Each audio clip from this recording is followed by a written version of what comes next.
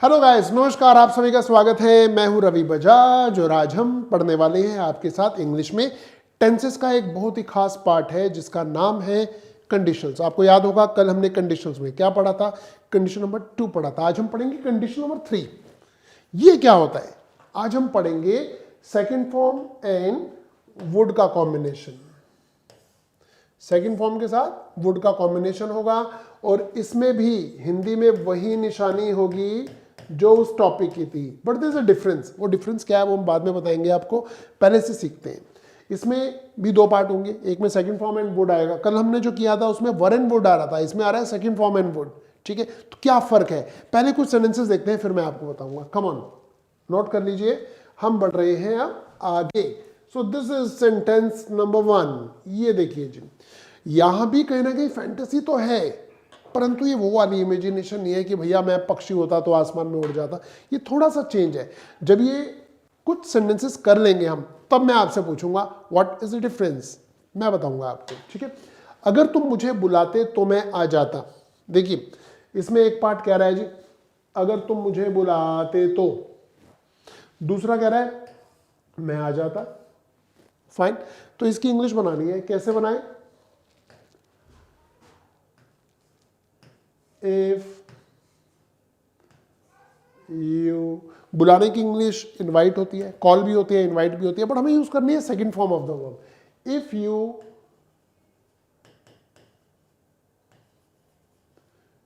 Invited me, comma, मैं आ जाता, I would come. ये है इसकी करेक्ट इंग्लिश। जल्दी जल्दी इसे नोट कर लीजिए, जल्दी जल्दी इसे नोट कर लीजिए। If you invited me I would come. एक चीज और, आपको याद होगा कल हमने क्या बताया था, आप चाहे तो इंटरचेंज कर सकते हैं। इस पार्ट को पहले ले आओ, इस पार्ट को बाद में, इज आल्सो पॉसिबल, ये भी पॉसिबल है। ठीक है, तो I would come if you invited me is also correct. चलिए आगे बढ़ेंगे। अगर मेरे पास पैसे होते तो मैं तुम्हारी सहायता कर देता। बनाइए जी इसकी इंग्लिश बनाइए। मैं देख रहा हूं कमेंट्स में आप क्या बना रहे हैं। कम ऑन, अगर मेरे पास पैसे होते तो मैं आपकी सहायता कर देता। लुक, इंग्लिश बनाते, इफ आई, भाई पैसे होते, मेरे पास पैसे हैं, मेरे पास पेन है, I have a pen. Have की सेकंड फॉर्म क्या हो जाएगी? हैड। तो इफ आई हैड मनी, मैं क्या करता? आई वुड हेल्प यू, मैं तुम्हारी सहायता कर देता। इस पार्ट को जो प्रिंसिपल क्लोज है ये सबऑर्डिनेट क्लोज है ना। हम चाहे तो इस पार्ट को पहले कर सकते हैं और इस पार्ट को बाद में कर सकते हैं, बट उस केस में आपको याद होगा फिर कोमा नहीं आएगा। ठीक है, जैसे कि I would help you if I had money, अगर मेरे पास पैसे होते तो मैं आपकी सहायता कर देता। ओके, नाउ अगर तुम्हारे पास पावर होती तो तुम क्या करते? टेंशन है, क्या करते पावर होती तो? आइए इंग्लिश बनाते हैं। तुम क्या करते, है ना। What would you do, what would you do if you had power? Question mark. If you had power, what would you do if you had power? तो आप चाहे इस पार्ट को पहले ले आओ, चाहे आप इस पार्ट को बाद में ले आओ, इट्स योर चॉइस।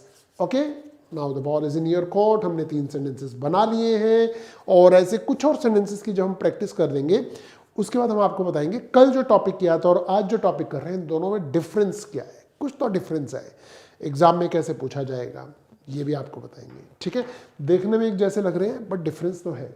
ओके, कुछ लोग सोच रहे होंगे जी फैंटेसी नहीं है, उसमें फैंटेसी थी, उसके अलावा भी कोई डिफरेंस है। तो आइए जानते हैं जी सेंटेंस नंबर 4 आपके सामने। अगर मैं पीएम बन जाता तो तुम्हें अपना पीए बना देता।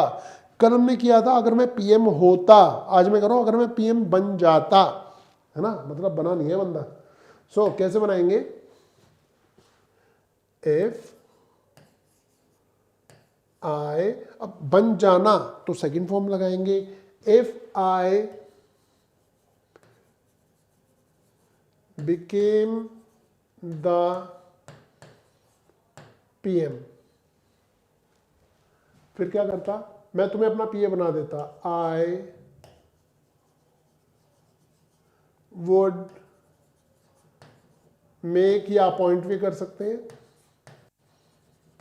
I would appoint you my PM. आप चाहें तो इन दोनों पार्ट्स को आगे पीछे कर सकते हैं। I would appoint you my PA if I became the PM. Okay, make से बढ़िया अपॉइंट ही लगता है मुझे। ठीक है जी, लो जी, ये था हमारा sentence number 4।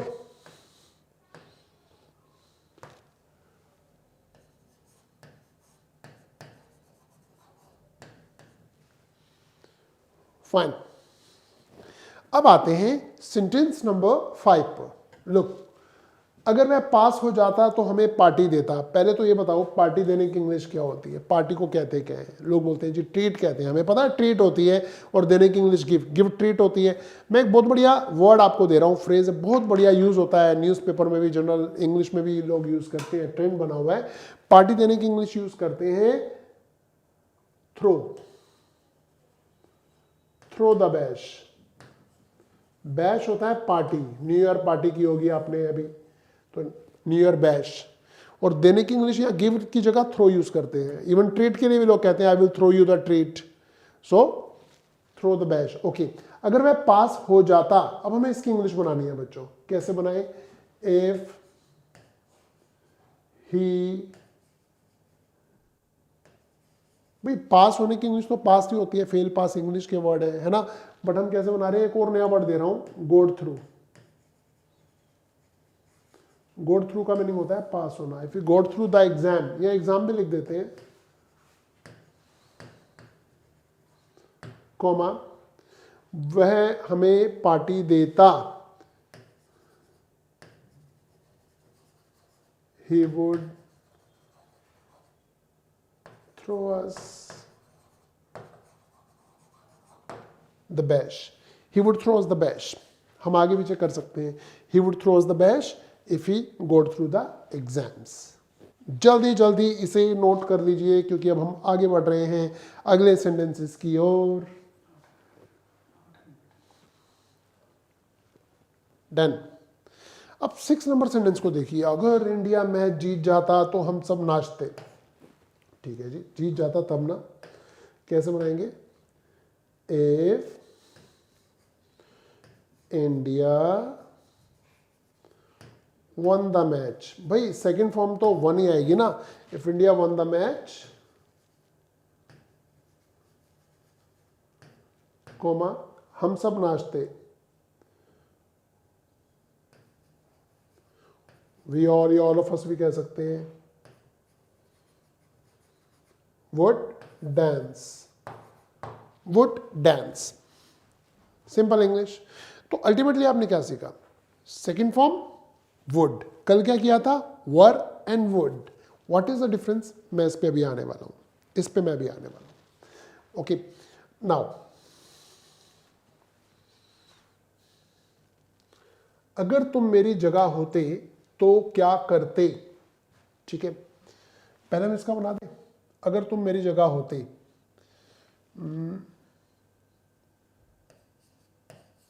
If you were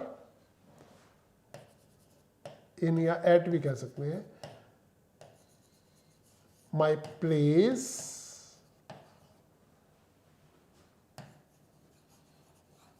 what would you do, what would you do, ये हो गई इंग्लिश। बट इसी सेंटेंस को बनाने के दो और तरीके हो सकते हैं। कैसे, देखिए जी,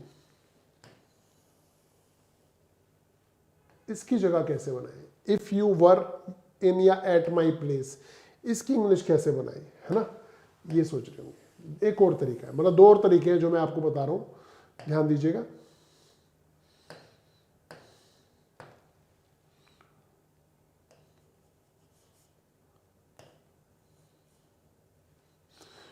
दूसरा तरीका ये है,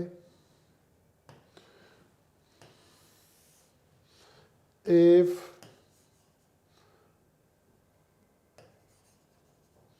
यू वर आई, अगर तुम मैं होते तो, भाई आई क्या है, प्रोनाउन, हमने क्या बताया था, वर के बाद मेरी जगह होते। बट आज ये वाले जो सेंटेंसेस आप देख रहे हैं, ये कल वाले स्ट्रक्चर से लिए हैं हमने, ठीक है। अब मैं आपको बता रहा हूं दोनों में डिफरेंस क्या है। इफ यू आर आई, बाकी सारा सेम रहेगा, और ऐसे भी कर सकते हैं,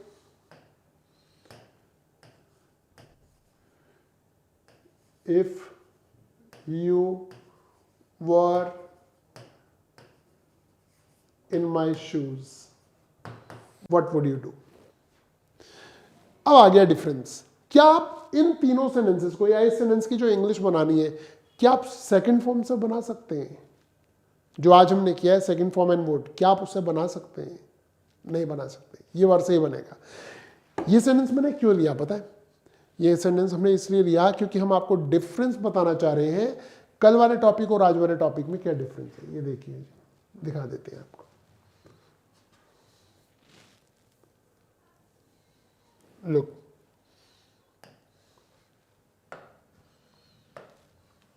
ये है वर एंड वुड, ठीक है, और ये है second form and would.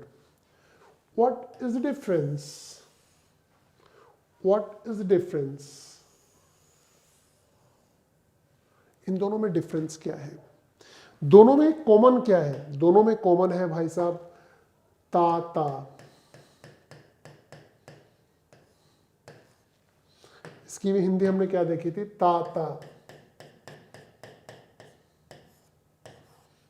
Fine, but दोनों में डिफरेंस क्या है? दोनों में डिफरेंस ये है कि इसमें कहीं ना कहीं इमेजिनेशन है, कल्पना है, परंतु इसमें नहीं है, इसमें वो काम हो चुका है। अब मैं मोटा मोटा बताता हूं आपको। देखिए, इस टॉपिक का नाम है ए और इस टॉपिक का नाम है सपोज बी। ए और बी में क्या डिफरेंस है? थोड़ा शॉर्ट हो जाएगा, मैं जल्दी बता पाऊंगा। देखिए, डिफरेंस ये है कि इसमें कहता है मैं कुछ होता, तुम कुछ होते। फर्स्ट पार्ट में देखिए, इन दोनों का सेकंड पार्ट तो सेम है कि वुड के साथ फर्स्ट फॉर्म आनी है। फर्स्ट पार्ट में तो डिफरेंस है, यहाँ पर वर है और यहाँ पर सेकंड फॉर्म है। तो यहाँ पर कह रहा है वर्ग के साथ वो लगता है मैं कुछ होता, नाउन या प्रोनाउन लगाता है, मैं कुछ होता, तुम कुछ होते, मैं राजा होता, तुम टीचर होते, वह भिखारी होता, वगैरह वगैरह, इस तरह के सेंटेंसेस हैं। ये पेन फोन होता, है ना, वगैरह वगैरह। बट यहाँ ऐसा नहीं कह रहा। यहाँ फर्स्ट पार्ट में कह रहा है अगर ऐसा हुआ होता, अगर ये घटना हुई होती, काश अगर ये ऐसी चीज हो गई होती, तुम मेरे घर आए होते, या अगर मैंने बनाना शेक बनाया होता, अगर तुमने चावलों में गोभी डाल के खाई होती। यहां एक एक्शन कह रहे हैं, ठीक है। अब जो लोग हमारी क्लास लाइव देख रहे हैं वो भी, जो लोग हमारी क्लास रिकॉर्डिंग देख रहे हैं वो भी टाइप करेंगे। मैं आपसे क्वेश्चन पूछने वाला हूं, मैं हिंदी का सेंटेंस बोलूंगा और आपसे ये नहीं कह रहा हूं कि आप उसकी इंग्लिश बनाएं, बस मुझे ये बता दीजिए इस हिंदी की इंग्लिश बनाते समय आप ए यूज करेंगे या बी यूज करेंगे, कौन सा स्ट्रक्चर यूज करेंगे, बस मुझे ये बता दीजिए। चलिए, क्वेश्चन नंबर 1। क्वेश्चन नंबर 1 है, मैं सोच के बताता हूं।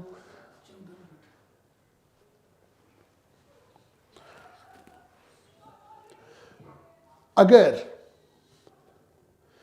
ये पेन फोन होता तो मैं इसे ना खरीदता। आपको जल्दी जल्दी बताना है, टाइप करना है कमेंट्स में। क्वेश्चन नंबर 1 का आंसर ए होगा या B. I repeat, number 1 type कीजिए और क्या बोलेंगे जी? अगर ये पेन फोन होता तो मैं इसे ना खरीदता। ए के तरीके से बनेगा या बी के तरीके से। नंबर 2, सेंटेंस नंबर 2 है, अगर मेरे पास पैसे होते तो मैं ये पेन खरीद लेता। अब बताइए ए या बी, टाइप करना है आपको कमेंट्स में। मैं फिर रिपीट कर रहा हूं जी, अगर मेरे पास पैसे होते तो मैं ये पेन ना खरीदता। सेंटेंस नंबर 3, अगर मैं पैसा होता तो आज गुल्लक में पड़ा होता। आपको इसकी इंग्लिश बनानी है तो ए के तरीके से बनाएंगे, बी के तरीके से, बताइए, ए, बी या सी? Come on.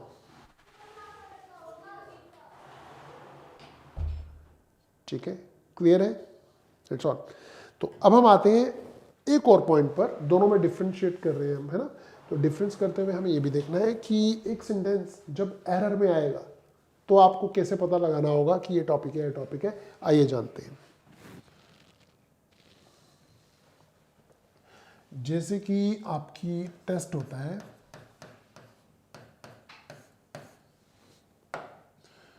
सेंटेंस में आपसे पूछा जाता है,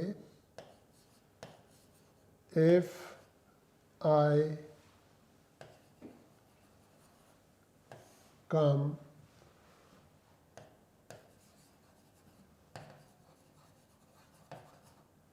you would not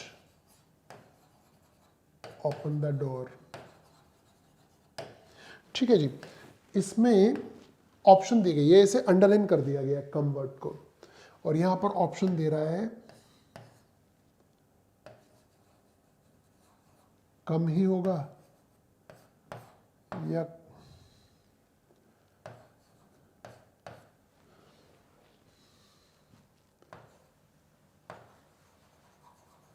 कम्स होगा,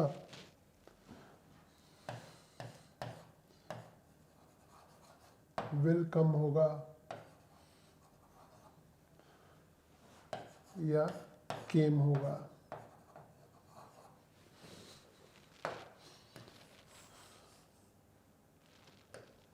बताइए जी। अब आपको इसमें पता लगाना है जो अंडरलाइन वर्ड है इसकी जगह कम, मतलब ये सही दिया हुआ है, ये कम्स होना चाहिए या विल कम होगा या केम होगा। आपको इसका आंसर भी कमेंट में करके बताना है। ये आपके लिए होमवर्क है, इसी टॉपिक से जुड़ा हुआ टॉपिक है तो कोई दिक्कत होगी नहीं। अच्छा, दूसरी बात, इसी को क्वेश्चन में पूछने का एक और तरीका है। क्या होगा जी? वो ऐसे पूछ लेगा आपसे,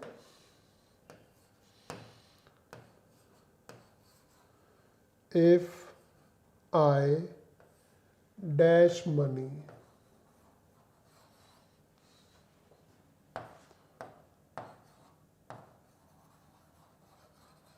आई वुड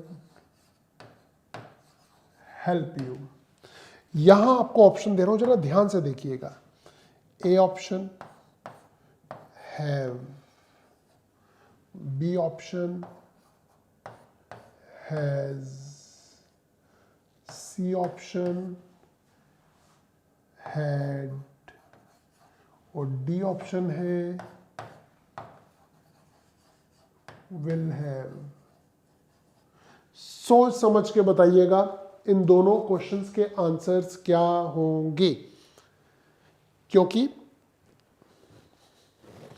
इसी तरह से आपके एग्जाम में क्वेश्चन पूछे जाएंगे। इसे देख लीजिए। फाइन, चले हम आगे। ये आपका होमवर्क है, इसलिए आप ही को बताना है।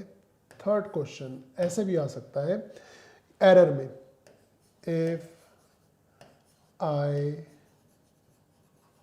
Have had money I would buy it। और यहां पर कह रहा है नो एरर। हमें ऑप्शन दे दी गई है, इफ आई हैव हैड, ये हो गया A part. Money I would, ये हो गया B part, by it C part, and this is D part. आपको मुझे बताना है इनमें से कौन से पार्ट में एरर है, या अगर आपको लगता है कि ये सेंटेंस बिल्कुल करेक्ट है, इसमें कोई एरर नहीं है, तो आपका आंसर बटन दबा देना डी का। मैं पीछे हो जाता हूं, आराम से इसका स्क्रीनशॉट लीजिए, आराम से। Okay,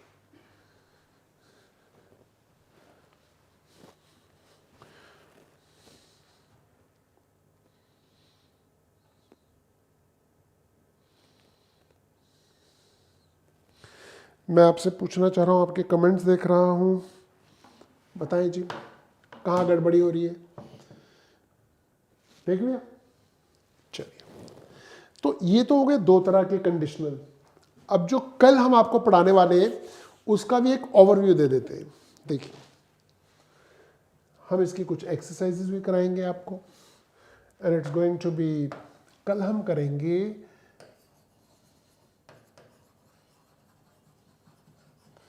condition number 4,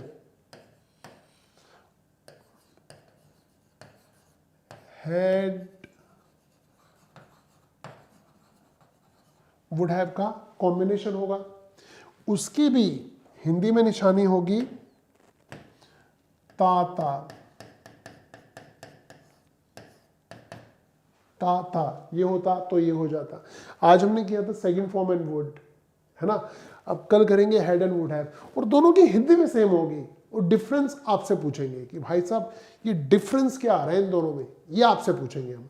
because you know question जब एग्जाम में बनते हैं तो उसमें जैसे भी मैंने आपको बताया, फिल इन द ब्लैंक्स वाले आ जाएंगे, एरर पार्ट वाले आ जाएंगे, या बोल्ड करके पूछेगा कि ABCD ये 4 पार्ट्स दिए हैं, इनमें से कौन सा आपको लगता है जो इसकी जगह एक्सचेंज किया जा सकता है। इस तरह के क्वेश्चन आ सकते हैं। तो इसलिए आपको अपने आप को स्ट्रॉन्ग बनाना है, अपनी इंग्लिश को एग्जैक्टली अपने ग्रामर को स्ट्रॉन्ग करना है। फिर क्वेश्चन कहीं से भी उड़ता हुआ आएगा, आप उसे सॉल्व कर देंगे। तो इनमें भी हेड और वुड हैव होगा, बट इनमें पता है क्या होगा, इनमें ना हेड के साथ यूज हो रही होगी थर्ड फॉर्म, आई सेकंड फॉर्म नहीं आएगी, और यहां हैव के बाद भी यूज होगी थर्ड फॉर्म। कौन सी यूज होगी? Third form.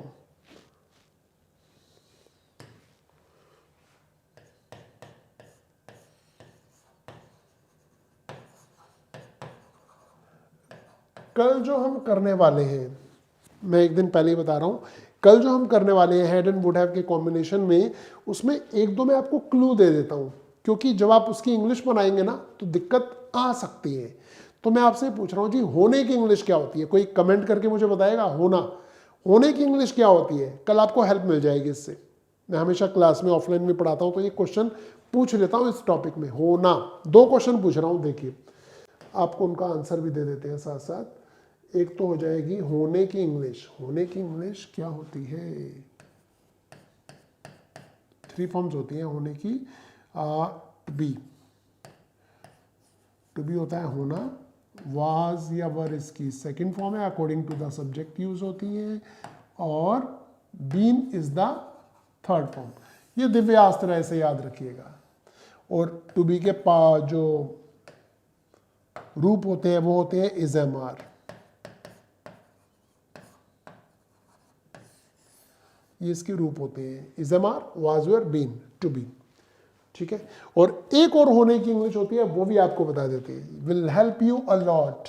ये होती है टू गेट। ये टू मैं इसलिए लिख रहा हूं, जब भी फर्स्ट फॉर्म लिखते हैं ना तो उसमें टू लगाते हैं। टू गेट, गॉट, गॉट, ये भी सही है। कल आपसे पूछेंगे इसके बारे में कुछ क्वेश्चन, याद रखिएगा। एक दिन पहले आपको चेतावनी दे दी है हमने, और आंसर भी दे दी है, बट सेंटेंस बनाते समय मैं देखूंगा जो लोग आज आए हैं, अगर वो कल आते हैं और उन सेंटेंसेस को नहीं बना पाते हैं, तो मैं बोलूँगा भाई साहब पिछली क्लास देखिए, मतलब आज वाली क्लास देखिएगा। एक तो ये मैं आपको क्लू दे रहा हूँ कल के लिए। दूसरा सुनिए, एक और क्लू है।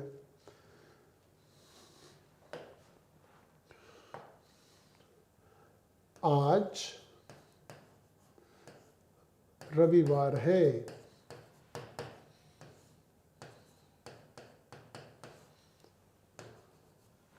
इसकी इंग्लिश क्या होती है? बहुत से लोग कहते हैं टुडे इज संडे, रॉन्ग। क्या कहा? Today is Sunday is wrong English, it should be it is Sunday today. क्यों? क्योंकि ऐसे बहुत सारे सेंटेंसेस हमारे पास मिलेंगे जिनमें हमारे पास ना पता नहीं होता सेंटेंस को कैसे शुरू करें, हमारे पास सब्जेक्ट नहीं होता। और जब हमारे पास सब्जेक्ट नहीं होता तो हम इट और देयर की हेल्प लेते हैं। तो हम यहाँ पर इट जो है इसका मीनिंग ये नहीं है। वैसे इट का मीनिंग तो ये होता है ना, दैट का मीनिंग वो, दिस का मीनिंग भी ये, इट का मीनिंग भी ये। बट इस तरह के सेंटेंसेस में इट का मीनिंग ये नहीं है। ये सेंटेंस की शुरुआत करने के लिए आया है। तो इट इज संडे टुडे, आज रविवार है। अगर आप ऐसे कर दोगे,